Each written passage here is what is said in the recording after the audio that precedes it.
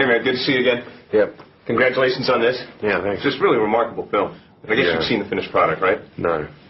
Yeah, no, really? No, I swear I haven't. Yeah, I've seen a version of it that's about half an hour longer, and there's no music, or it hasn't been graded, or it hasn't, you know, it was very rough, but it still carried itself. It's still beautiful. It looked beautiful. Since the dawn of film, actors have said there's no worse environment to work in than sand. Sand? I don't know.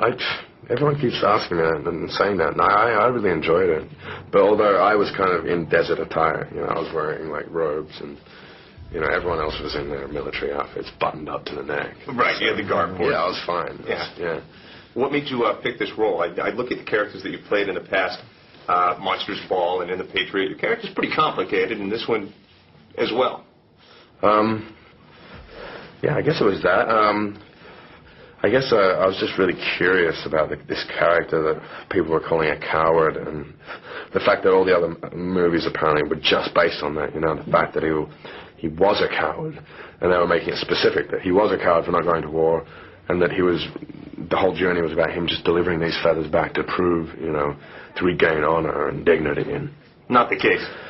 Well, no, I kind of, like, you know, it spawned this curiosity to, like, you know, I started thinking, and I figured out later that was the bravest thing he ever did, was to stand up for himself and for his own ideals and say, no, this isn't what I'm about, and I don't know what I'm about, and I don't know why I'm not going to go to war, but it's an identity crisis, and then how he's going to collect himself from there. And so there was this beautiful arc to this character, and really started somewhere and ended somewhere else. And so it was just going to be really interesting filling in that gap. And in fact, by going against the grain of everything that society wanted him to do, he gained back more than he lost. Yeah. Will we ever see you step out of this type of role and go into the pure, thoughtless action-adventure movie role? No.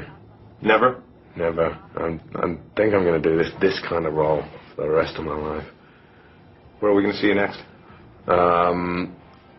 There's a movie called Sin Eater coming out in January. I play a priest in that.